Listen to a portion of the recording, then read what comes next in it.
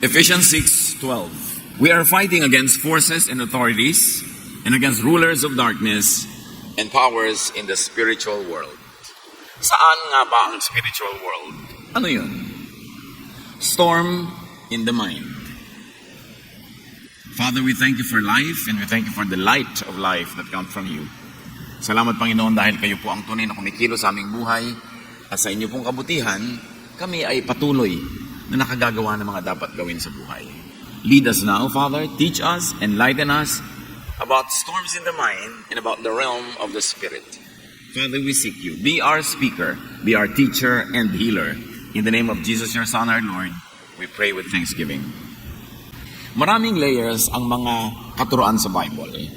Ang mga kwento kuminsan ay kwento talaga, pagkatapos may dagdag pang kahulugan kung ating lilimiin yung layers of significance and meaning. Parang sapin-sapin na kakanin, maraming layers. At ganon, ang isang kwentong napakadalas na natin pag-aralan at ngayon muli nating babalikan, Mark 4:35-41. Kinagabi ay sinabi ni Jesus sa mga alagad, tumawid tayo sa ibayo. Kaya sumakay sila sa bangkang sinasakyan ni Jesus upang tumawid ng lawa. Habang naglalayag, inabot sila ng malakas na bagyo, kaya ang bangkang sinasakyan nila ay hinampas ng malalaking alon at ito'y halos mapupuno na ng tubig. Si Jesus ay natutulog noon sa may hulihan ng bangka, nakahilig sa isang unan. Ginising siya ng mga alagad at sinabi, Guro, baliwala ba sa inyo kung mapahama kami? Bumangon si Jesus at sinaway ang hangin, tigil. At sinabi sa lawa, tumahimik ka. Tumigil nga ang hangin at tumahimik ang lawa. Pagkatapos sinabi niya sa mga alagad, bakit kayo natatakot? Hanggang ngayon ba'y wala pa rin kayong pananampalataya? Natakot sila ng labis at namangha. Sabi nila sa isa't isa, anong klaseng tao ito? Pati hangin at lawa ay sumusunod sa kanya. Takot. Tema ng kwentong ito ay takot at saan ito nagmumula at paano ito napapawi. Ano-ano ang mga takot natin sa buhay? Hanapan natin ng aral ang mensahe ng kwentong ito. Mark 4:35, that evening, Jesus said to his disciples, let's cross to the east side. So the words and thought of Jesus was east side, not bottom of the lake. So malinaw, sa simula pa lang, na makakatawid sila. Wala naman silang dapat kinatakot. Dahil sa simula pa lang, sinabi na ni Jesus ang ending ng kanilang biyahe, sa east side, not at the bottom. They were not listening, or they did not believe in what he said. Or what happened in between the 2 points gave them fear that made them forget the assurance that they would reach their destination. The words of Jesus already gave them a clear answer where they were headed. Mark 4:36-37. So his disciples started across the lake with him in the boat. Suddenly a windstorm struck the lake. Storm in the lake, of course. Naturally. Lalo sa Sea of Galilee, yung mga bundok sa paligid nito na binubunggo ng mga hangin galing sa Mediterranean, tapos tumataas yung hangin pagkabunggo sa mga bundok will meet with cold air, bagyo talaga. Agad, instantly, ang magiging resulta. And as fishermen, the disciples of Jesus knew that this could happen, and this always happened. Waves started splashing into the boat, and it was about to sink. It was about to sink, hindi started to sink. Marami tayong takot sa buhay as if we are already starting to sink, about lang naman. Dapat alam natin yung thin line between the two para hindi tayo nagpapanik. Mark 4:38, Jesus was in the back of the boat with his head on a pillow and he was asleep. The back of the boat is the most stable. It is the least shaky part. Baligtad sa eroplano na yung back ang pinakamatagtag at makalog, sa bangka, yung likod ang mas hindi makalog. And his head, containing his brain, his mind, the real spiritual realm in life is our mind. His head was on a pillow, on a cushion, a protector from bumps and noise. And because of that, he was asleep. He was at rest. Not storm, but rest in Jesus' mind. Ang laman ng isip ng kanyang disciples, yung hangin, yung alon, yung galaw ng sasakyang pangtubig. Sa loob ng isip ni Jesus, kapayapaan, siya'y tulog, protected by a pillow. So his disciples woke him and said, "Teacher, don't you care that we're about to drown?" The disciples tried to pull Jesus away from his peace into their fear. Ganda naman ang buhay hilahan. Tahimik kami, kinakatakot ako. Sabihin ko sa iyo, kinakatakot ko, i-influensyahan kita para matakot ka rin. So takot na tayo pareho kung nadala mo ako. At yun ang ginagawa ng mga disciples at this point. Mula sa kapayapaan ng isip ni Jesus, dinadala nila yung isip sa kaguluhan ng isip nila. They wanted to colonize Jesus' mind with their fear. Will they succeed? Will they not? And we should be aware that others do that to you. Yung you are trying to have a quiet life, tapos dadali ka nila sa gulo. Tahimik na tahimik ang loob mo, dadala ka nila ng intriga, dadala ka nila ng bad news, dadala ka nila ng mga fears, magpapadala ka nga ba? Or you will be aware that this person is trying to transfer his or her feelings, emotions, and fears into my own brain. Will I allow it? In fact, not only others do that, you could do that to yourself. Nananahimik ka, ikaw din ang magbibigay ng mga suggestions sa isip mo ng mga bagay na nakakatakot, mga nakakaduda, nakakapagpagulo ng isip, nakakapagpaselos, nakakapagpainggit. So ikaw din kumisan ang nagtatanggal ng kapayapaan sa loob ng isip mo at lalagyan naman ng mga kaguluhan na nanggaling din sa iyo.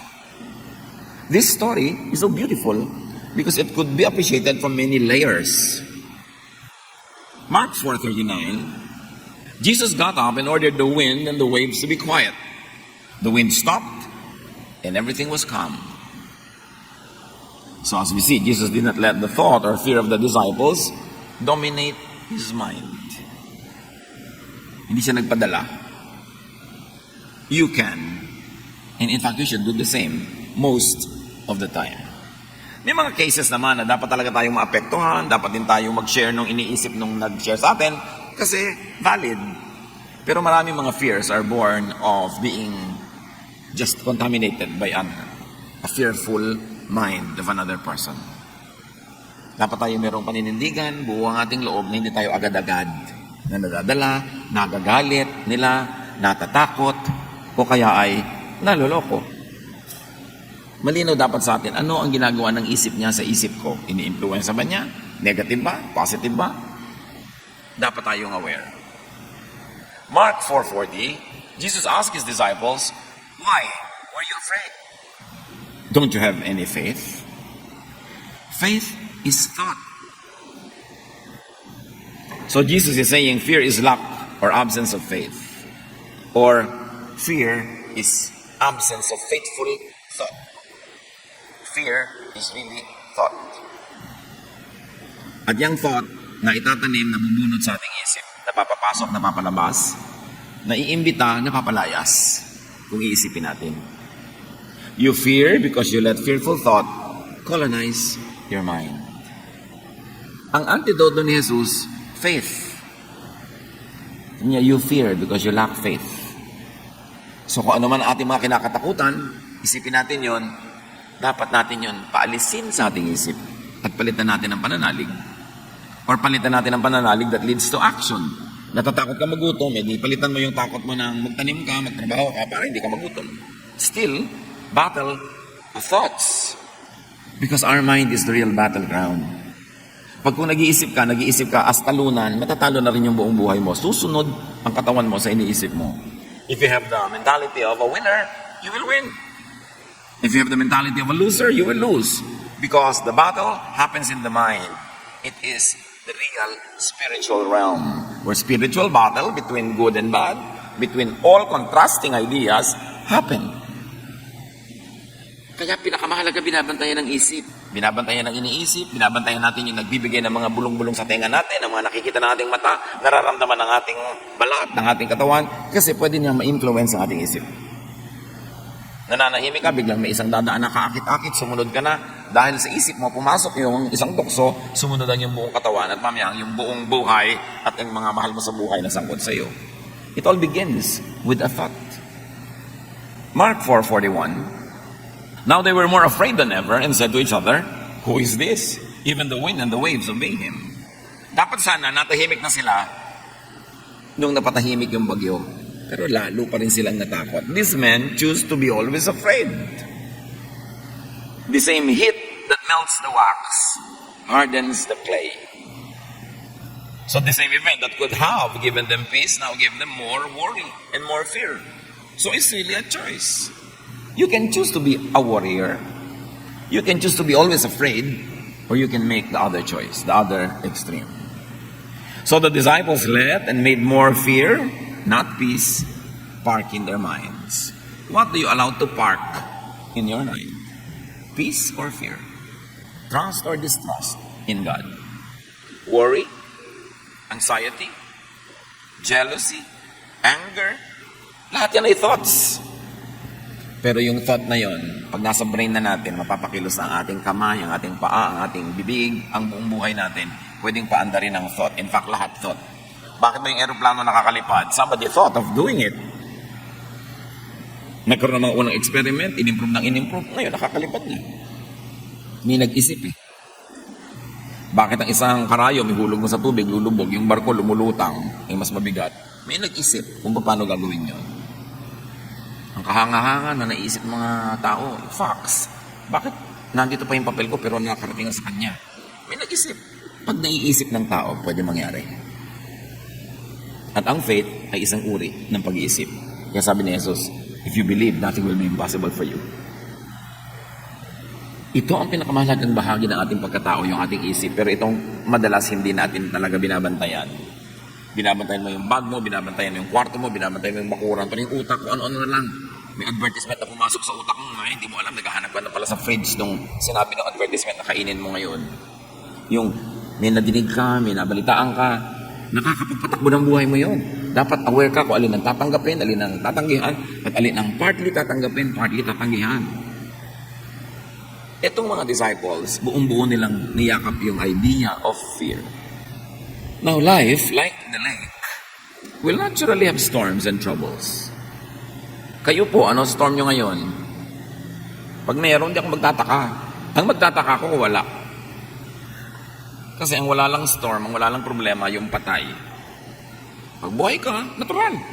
Parang, uy, may storm sa lake, natural. Sa buhay ko, may problema, natural. Pero, ikaw ba yung Jesus na natutulog through the storm o mga disciples na namumroblema, natatakot, nanginginig? Position yourself at the back of the boat where Jesus is, where there is least shake. Ano yung back ng boat? Pinag-usapan nga po natin mga kapatid.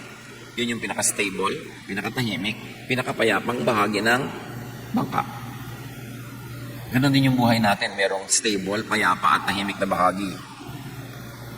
Halimbawa, yung bahaging hindi ka nandanakaw, hindi ka nandadaya, hindi ka nagsisinungaling, wala kang inaapi, tahimik na buhay yun. Tahimik na bahagi ng buhay.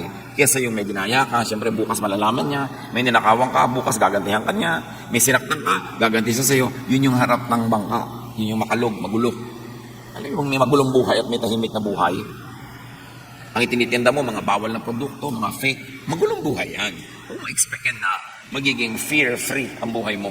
Kasi magulo yun eh. Yung nakikipagrelasyon ka, yung pala may asawa na siya. Alam mo, magulo ang susuotin mo. Yung nagnanakaw ka ng credit ng iba, nagnanakaw ka ng ideya. Sa buhay na ito, pwede nating piliin kung doon tayo sa tahimik na lugar o sa magulo. May mga tao, chismisan na chismisan, doon ka pa makikiumpok. Alam mo, ang gulo yung lugar na yon. Meron naman mga tao na nakikita mong napakahusay nila mamuhay, hindi sila nakikialam sa buhay ng iba, productive sila. Pag doon ka nakisalamuha, yun yung likod ng bangka. Mas tahimik yun. Hindi ka masyadong maliligalig doon. Yung buhay na sobra kong makapaglustay. Pagkatapos, pag may pangangailangan, walang pera. Pag may sakit, walang pera. Pag kami namatayan, walang pera. Yun yung part ng bangka na magulo. Pero yung nagsisikap, kumikita, nag-iipon ng konti, kahit man lang, meron kang aasahan pag nangangailangan ka, hindi ka masyadong laging naliligalig. Mas stable. This boat is a very beautiful metaphor. So saan tayo lumulugar sa buhay? Kadalasan, tayo ang naglagay sa atin doon sa gulo na yon, kaya magulo. Kundi lang dahil nadamay tayo kasi may mahal tayo sa buhay na pumunta doon, siyempre nadadamay tayo dahil mahal natin siya, nadadala tayo niya sa kanyang gulo. It is important The back of the boat is the mind of Jesus. It is the godly, spiritual world. It is the rock, not sand. Stable. Pwedeng asahan. Ang pamamaraan ni Jesus, yun yung back of the boat na tahimik. Yung pamamaraan niya na sinabi niya, forgive. Yun ang tahimik eh. Yung naghihiganti. Magulo yun. Yung sinasabi niyang love people instead of hate them. Yun ang tahimik. Yung sinasabi niya, hinihingi niya yung dala mo, bigyan mo pa, dagdagan mo pa, para matahimik siya. Titigilan ka niya. Yun ang tahimik na pamamaraan. Hindi nag-aagawang kayo at nakikipag-agawang ka lagi. Yung sinasabi ni Jesus na tumulong ka sa kapwa kaysa sa nanglalaman ka sa kapwa. Yun ang tahimik na paraan. That is the back of the boat. That is the mind of Jesus. That is the spiritual realm in which we should operate. And in life we should benefit from and use all possible helpful positions. Like the back of the boat. Like have pillows. Get help. Ano ba ang mga pillows ng buhay natin? Mga kaibigan, mga kasama natin na sinishield tayo from too much shake, from too much collision with other hard objects. Yung mga kaibigan mo na inilalayo ka sa gulo, pinapayungan ka na maganda, tinuturuan ka, kesa mga tao, lagi ka nila isinusuong sa gulo, pinapasok sa away, pinapahamak. Hindi pilo yun, bato. Kaya pag nakapatong ang ulo mo sa bato, konting uga, nakakabukol ka na agad. At may mga tao sa paligid natin na pillows. May mga tao na bato, malalaking bato, na nakakabiyak ng ating mga bungo. So again, pipili ka. Saan ka sa sandal? Kanino ka sasama? It's a choice. Help and get helped. And then prepare for times of need. Yun yung back of the boat. A more secure portion and part of life is to be prepared for times of need. Yung nagtatanim ka para ka may anihin. Nag-iipon ka para may mag-asal ka sa pangangailangan. Yung meron ka pang gastos pag nagkasakit ka o may insurance ka man lang. Yan yung sinasabi dun sa Proverbs 31 na babaeng, she can laugh at the days to come. Pag may dumating na problema, hindi takot ang nararamdaman niya, kundi a feeling of security. Dahil handa siya. She can laugh at troubles dahil handa siya. May mga bagyo na dapat tinutulugan lang. Tulad ng ginawa ni Jesus sa bagyo na ito, hindi lahat ng bagyo pinapatulan. Hindi lahat ng problema siniseryoso. Hindi lahat ng away sinasalihan. Hindi lahat ng argumento dapat kumanalo. Para kang malaking eroplano, hindi ka humihintod bumababa sa bawat maliit na airport. And if you are transcontinental train, you don't stop at every station. Para sa buhay na ito, ma-maximize mga kapatid ang kapayapaan sa buhay, huwag niyong patulan ang lahat ng bagyo. May mga bagyo na ano lang naman yung para kang lulubog pero hindi naman. So huwag kang magpanik. May mga problema na hindi niyo pwedeng isolve agad. Tulugan niyo muna. Nag-aaway kayo mag-asawa? Pareho kayong gusto manalo? Tulugan niyo muna yan. Kasi pag napahinga na kayo, nakakain, lumamig ang ulo, hindi na si Mr. o si Mrs. ang mananalo, kundi yung katwiran. Sino man ang may hawak ng katwiran na yon. Meron kayong problema, hindi niyo alam ang gagawin niyo, walang solusyon, tulugan niyo. Huwag niyong piliting hanapan ng solusyon tapos gagawa kayo ng hakbang na mamaya pagsisisihan niyo kasi mali pala. Pag wala kayong alam na dapat gawin, edi wala kayo dapat gawin kasi wala pala kayong alam Pastor, ano pong gagawin ko sa problema ko? Ay, ano nga ba iniisip mong gagawin? Wala po akong maisip. Matulog ka muna. Nakakamatay ba yung problema mo ngayon mismo? Hindi po naman po. Hindi naman pala. Patulog ka na muna. Magpahinga pa. Parang nung araw na nagka-counsel pa ako sa telepono, sa landline na itinigil ko, salamat na lang. Magriring ang telepono, alam niyo naman ako nung bagong pastor ko, talagang all mind to give. Naisip ko, 2 taon lang mauubusan ako, dapat pala hindi. I should keep something. 2:00 ng umaga, may tatawag. Gusto, napakalaki po ng problema ko. Ano yun? Ang asawa ko po, 7 taon nang nagtataksil. Sister, 7 taon na pala. Bakit di natin bukas na pag-usapan? Hindi naman pakikita ito ng bukas. Nakaka7 taon na pala. Bakit mo ako ginigising? Ganun po ba? Oo, ganun nga. Tumawag ka bukas. Hindi ka naman mamamatay ngayong gabi, di ba? Hindi naman po. Ayun naman pala, patulogin mo ako. Pangit ako magpayo pag puyat. So, ganun. Mga kapatid, may mga problemang itulog nyo. Galit na galit ka sa asawa mo, sa anak mo, pero it's not the time to talk. Bukas na. Pwede next week na. Itulog nyo yan. Tulad ng ginawa ni Jesus. Huwag nyo siyadong seryosin. You will survive. At kung namatay tayo, hindi namatay ka. It happens only once. Hindi naman nagpapaulit-ulit mamatay ang tao, once lang. So, pero pag lagi mong ini-imagine, lagi mong kinakatakutan, parang maraming beses tuloy nangyayari. Pero minsan lang yun. Saglit lang malagutan ng hininga ang tao. And that is the ultimate thing that could happen to anybody. And yet even that could happen so quickly. So, dapat hindi fear. Lalo kung walang solusyon, hindi problema. Napakalaki po ng problema ko. Kung naisip mo na ba lahat ang pwede solusyon? Wala pong solusyon. Naisip ko na lahat. Eh di mong problemahin. Pag walang solusyon, hindi problema. Huwag mong problemahin. Eh ano pang tawag doon? Yan ang buhay. Tanggapin mo. Manahimik ka and enjoy other things in life. There are things you just have to embrace because you cannot get rid of them. Kasi ang definition ng problema, may solusyon na katapat. Parang anumang imbornal, may langit pa rin katapat yan.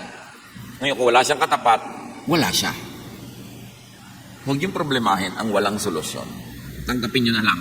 Luluwag ba inyong buhay and make the most out of it. Stop complaining and stop being afraid. This story tells us that there will be moments when the boat seems to be about to sink. Observe if it is really sinking. If it has begun to sink. If not, do not overreact. Do not be overcome by fear. Sabi nga ng Desiderata, most fears are born of imaginings. At maraming guni-guni na nalilikha ang puyat, pagod at gutom. Kaya dapat nga itulog ipahinga. Huwag magpapasya pag takot na takot, galit na galit, o very, very emotional. Kasi pag naiba yung emotion, maaaring pagsisihan nyo ang inyong pasya. Iba ang lungkot pag nagising ka ng alas 2 ng umaga. Lalo't ikaw lang ang gising. Pero iba naman yun kung nagising ka ng 6, 7, iba na uli yun. Panapanahon lang yan. You know what is important? Is to survive the moment. Merong kakabreak lang, iniwan ng papa. Parang mamamatay na. Ako iha, mag-survive ka lang ng 1 day. Maiiba na yan. 2 days, 3 weeks, at most 5 years. Gagraduate ka rin dyan. Sa pait na yan. Walang sakit na hindi nagagraduatean. Just survive. Huwag ka lang mamatay. At huwag ka magpakamatay. Gusto ko na pong mamatay. Akala mo lang yan. Pero 3 years from now, sabi mo, ay, buti na lang hindi ako namatay. You know, like yung pag-ibig na pag nawala, akala mo nawala na ang buong buhay.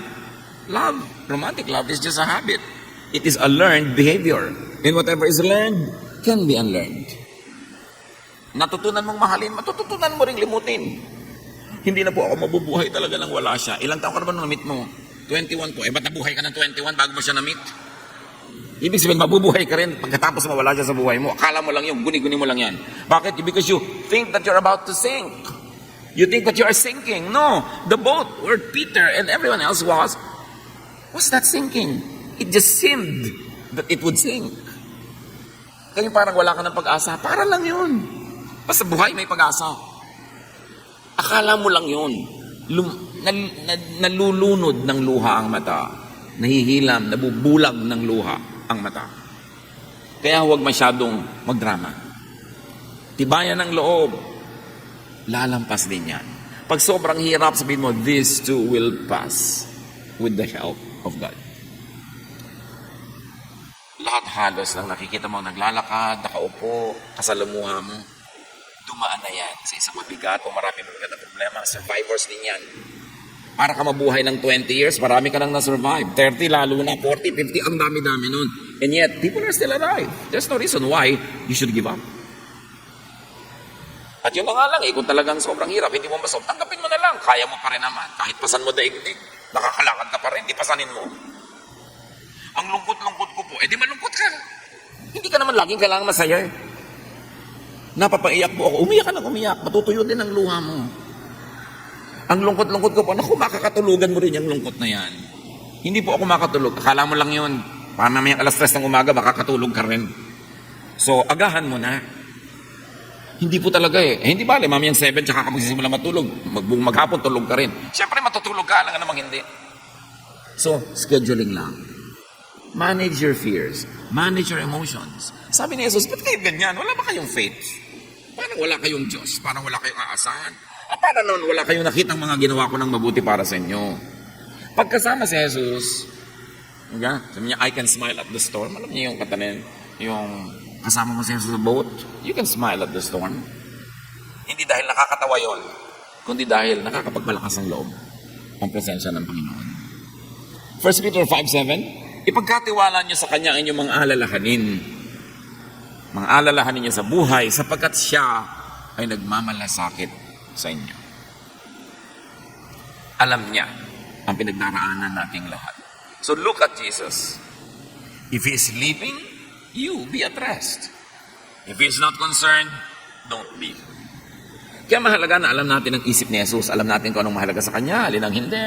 Para huwag na natin pahalagahan yung hindi naman pala mahalaga sa Kanya. Huwag natin katakutan yung hindi naman niya kinatakutan. Why? Because Jesus is in us. Yun ang lagi nating nalilimot, that Jesus is in us. The Spirit of the Lord is in us. So meron tayong kasama, hindi tayo kahit kailan nag-iisa. At hindi tayo mahina because the Spirit is in us. Pag tinignan niyo si Jesus, hindi siya natatakot. Huwag kayong matakot. Parang sa aeroplano. Yumayagyag yung aeroplano, kumakalog-kalog. Kung nakita niyo yung stewardess, patuloy pa yung nag-aayos sa mga plato-plato. Hindi siya natatakot. At tingnan niyo siya. Sabi niyo, kung nakakatakot nito, uupo na yan, magsiseatbelt na. So, I should not be concerned. Ikaw takot na takot, siya hindi. Magkaiba lang yung isip nyo, pero magkaiba yung blood pressure, magkaiba ang sitwasyon ng katawan nyo, kasi magkaiba ang iniisip nyo. Don't be too concerned about many things. Know what the basics are, and if the basics are there, be happy with all the other things, whether they are there or not. Sabi ng Panginoon kay Martha sa Luke 10:41, Martha, you are worried and upset about many things, but few things are needed. Or, indeed, only one is needed. The storm outside cannot enter if the mind is filled with faith. Nakakapasok ang takot kasi may space na dapat sana ang laman nun, faith. The law of impenetrability says only one thing occupies one place at one time. So kung puno ka ng faith, walang space yung fear. Inversely proportionate yan. The more faith, the less fear. The more fear means less faith. So fill your mind with Jesusness. With the thoughts, teachings, assurances of Jesus. And do not leave room for the devil, which in this case means negative thought or fear. Hindi laging may dalang malaking tinidor yung devil at hindi lagi siyang mayroong buntot at mga sungay. Negative thought could be the devil. Hebrews 12:2, we must keep our eyes on Jesus, who leads us and makes our faith complete. In Ephesians 4:26-27, do not give the devil a foothold. Huwag ninyong bigyan ng pagkakataon ang diablo. Huwag niyong bigyan ng pagkakataon kayo bigyan ng takot, bigyan ng galit, bigyan ng inggit, bigyan ng selos. Don't give the thought a chance. Reject it. You can say no.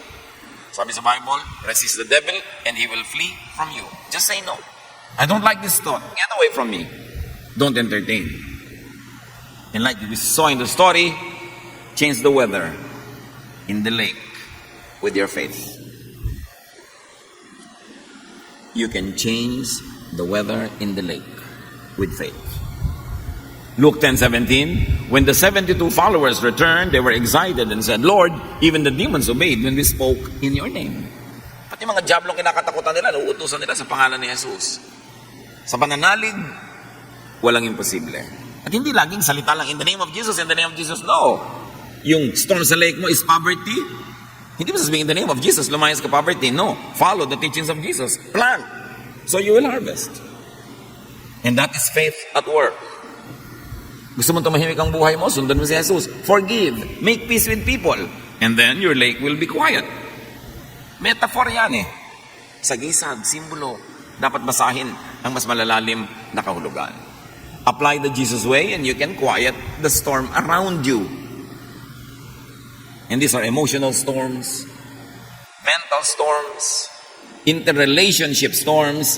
Pag sinunod mo si Jesus dahil nananalig ka sa Kanya, you can have the power of Jesus to quiet the storm. Or change the weather in your mind with your faith. So you can change the weather outside, or you can change the weather inside your brain with your faith. Na talagang may bagyo, pero hindi ka pa rin natatakot, nakitiwala ka. May mga kung ano-anong iniisip tayong pwede mangyari sa buhay, pero yung pagtitiwala mo ang nananaig, hindi yung takot. So pwede mong alisin yung bagyo kung papalitan mo ang parana yung pag-iisip. May bagyo sa labas ng isip, physical, at may bagyong nasa isip. Mas madali mo control. basta alam mong magdisiplina ng iyong isip. Romans 12:2, be changed by the renewing of your mind. Ang pagbabago ay sa pagbabago ng isip. So kayo ba matatakotin? Ano sa mga thought habits nyo ang nagbibigay ng ganyan? Tayo ba ay nervyoso? Tayo ba ay inggitero? Puro pag-iisip yan. Kailangan makontrol nyo ang inyong isip para hindi kayo dalhin sa bagyo. Observe from Jesus and the disciples that peace and trouble are both in the mind. Romans 8:6, the mind governed by the flesh is death, but the mind governed by the Spirit is life and peace. So let the Spirit govern your mind. Watch your mind, watch your thoughts. Binabantayan yan kasi dadalhin yan tayo kung saan. Dadalhin niya tayo sa harap ng bangka o sa likod. Dadalhin niya tayo sa bagyo o sa tahimik at payapang panahon. Teach, train, and discipline your mind to have faith in God and not fear. 2 Timothy 1:7, sapagkat ang Espiritong ibinibigay sa atin ng Diyos ay hindi Espiritu ng kahinaan ng loob, kundi Espiritu ng kapangyarihan. Nasa Panginoon ka, you must have the spirit of a victor, a winner, a champion. Hindi yung para kang lagi na lang kailangan ligtas, kailangan tulungan, kailangan kaawaan, kahabagan. That's the spirit of a loser. At hindi yan bagay sa mga anak ng Diyos. Teach, train, and discipline your mind to think like the mind of Jesus. Pag ginawa ng masama, nagpapatawad. Pagka tinatakot, hindi nagtatakot. Lagi nagbibigay ng kabutihan. Kasi kung anong itinatanim mo, yun ang aanihin mo. Colossians 3:15, let the peace of Christ rule in your hearts. So ang sinasabi ng panalangin, thy kingdom come. Pagharian niyo po ako sa aking puso, which technically is really sa aking brain. That you are the temple of the Holy Spirit. So ano ba yung ibig sabihin na temple ka ng Holy Spirit? Ang nakatira, Holy Spirit, hindi Diablo. So dapat payapa ka. At sinasabi pa, Christ lives in me. And if it is Christ who lives in you, you are the temple of the Holy Spirit, the kingdom comes into you, it could lead to nothing but peace. In spite of the storm. Hindi because there's no storm. Laging may storm. But peace in spite of. Kahit na sa kabila ng katotohanan may bagyo, payapa ka. Kabila ng katotohanan na pinagtaksilan ka ng isang taong pinagtitiwalaan mo, nasasaktan ka sa pangibabaw, pero sa kaloob-looban, may kapayapaan ka nagmumula sa Diyos. Namatayan ka ng mahal sa buhay, masakit, mahapdi, namimiss mo, pero meron ka pa rin kaloob-looban mo na matibay na Diyos ang nagpapatibay. Nalugi ka sa negosyo, nasaktan ka siyempre, pero hindi ka nawawala ng pag-asang babangon ka muli. Nabigo ka sa mga gusto mong gawin, pero hindi ka bumibigay dahil alam mong meron pa na pagkakataon. It is important for you to command, control, and change the weather inside your mind. Because the real deadly weather is not out there, but in here. In the mind. That is the realm of the spirit in which all the battles happen. Battles of choices between good and evil, between right and wrong, between light and darkness. It all happens not out there, not down here, but in here. This is the realm of the spirit.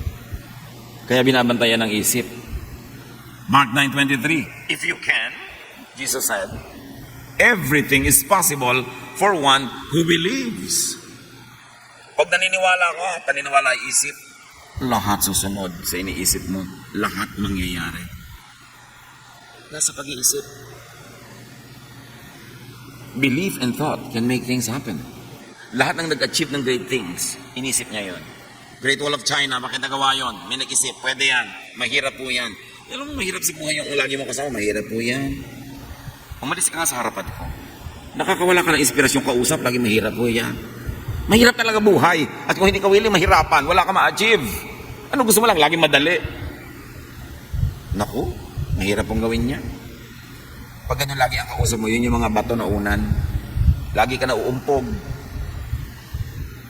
Rice terraces ng Banawe, ng Buong Ifugao. Bundok-bundok na yun, pagtataniman mo ng palay. Paano mo yan didiligan? Ginawa nila, inisip nila, naniwala sila magagawa. Yung mga hindi natin nagagawa, malamang hindi lang tayo naniwalang magagawa.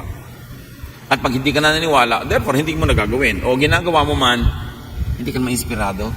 So, bali wala yung input na ginagawa mo, hindi rin talaga mag-a-achieve. You've got to believe. Lahat ng babasahin yung mga kwento ng mga taong may mga dakilang nagawa, naniwala silang pwedeng gawin at ginawa nila. Teach your mind not to be a victim of the weather. Na lagi na lang parang talo ng weather. Hindi po ako nakapunta kasi po umuulan. Last week yun. Ba't kahapon? Kasi po ang init. Kahit naman umulan ng uminit, di ka pupunta kasi ang utak mo ayaw pumunta. Every willing heart will find a reason to do it, and every unwilling heart will find an excuse not to do it. It's in the mind. So make Jesus through your faith Lord over your weather. Walang imposible. Bihirang-bihira, konting-konti lang yun. Baka hindi mo nga ma-encounter sa short lifetime yung tunay na imposible. Lahat posible.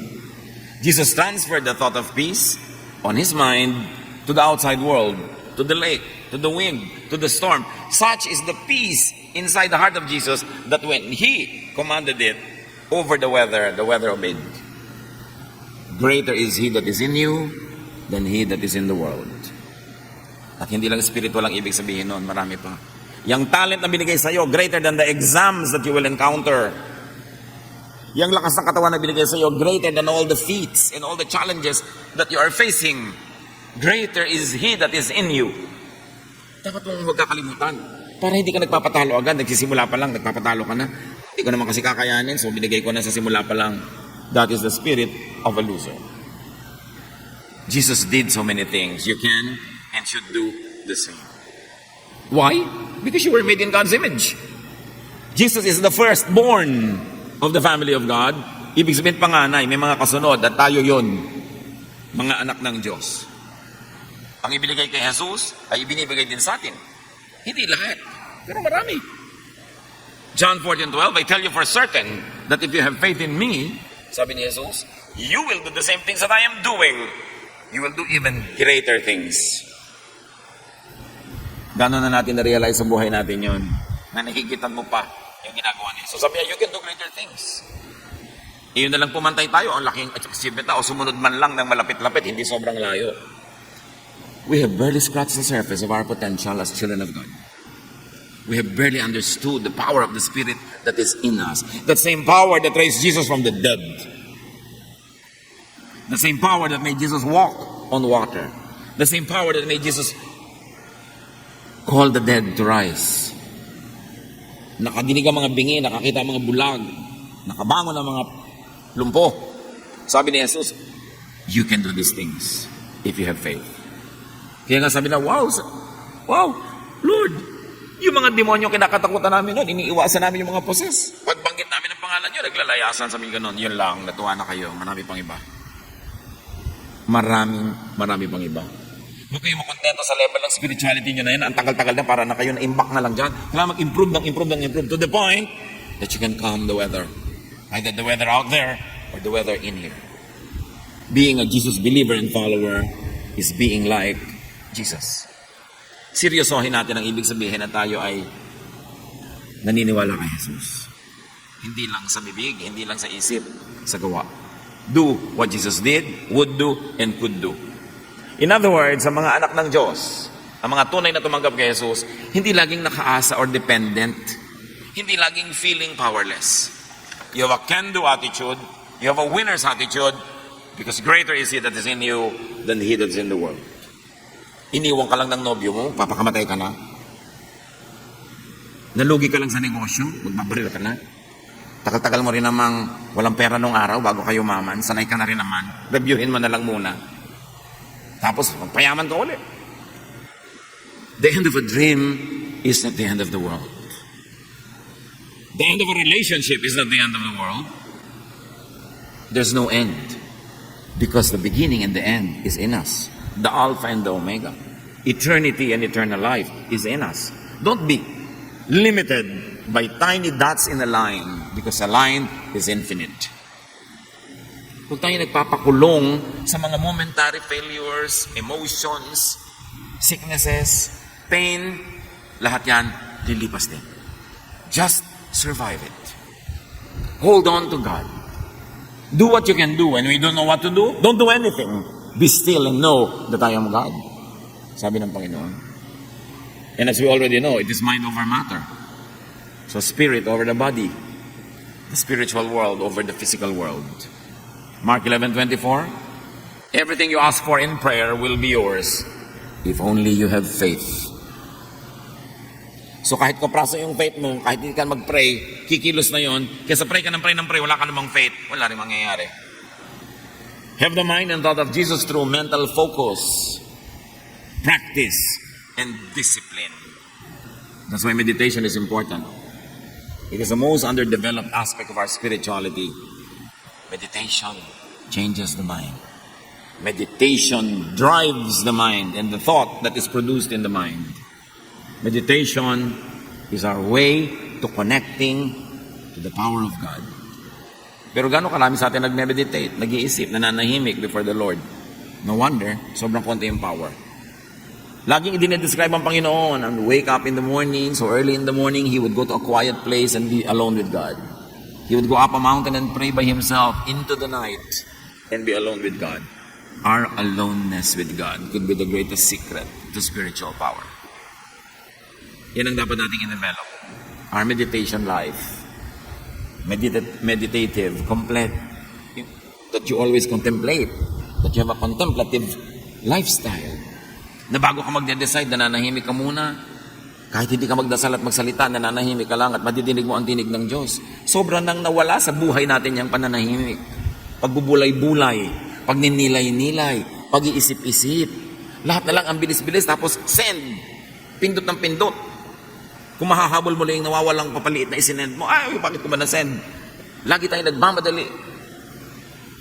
We've got to give God the space. Hindi yung magpe-pray ka bago matulog, nakahiga ka na kinabukasan mo na nalamang, ay, nakatulugan ko na palang prayer. Yung iba nga very skilled, kahit nakaupo, nakakatulog pa rin. Meditate. You will be like tree planted by streams of water. Your fruits come out in season, and your leaves do not wither. It is important to be planted by streams of water. And the stream of water is meditation and prayer. To be nourished by God. So that our spirit is strengthened. Dapat matibay ang spirit dahil maraming bagyo ang mundo. Hindi nakakapagtaka. Romans 12:2, let God change the way you think. Then you will know how to do everything that is good and pleasing to Him. What is your storm? What do you think about your storm? Because what you think about your storm will define your life now. Pag inisip mo, may solusyon ito. I will hang on and find it. May panalo dito kasi kakampi ko si Jesus. Then you will win. I will survive this. Then you will survive. Pero pag nagpatalo ka, nagpahina ka ng loob, the devil will take the opportunity and drag you down. That's why don't give the devil a space in your mind. Fill it with Jesus. Fill it with faith and hope and love. Dear Lord, teach us. Teach us to discipline our minds and thoughts so that in our minds, your will be realized. Pagbulay-bulayan natin mga kahulugan ito, lalo sa pagharap natin sa mga problema at bagyo ng buhay, learn from the teachings of this story. Father, as your people sit still before you, let everyone hear your voice as you give us very personal counsel. Be with the Lord alone for a while.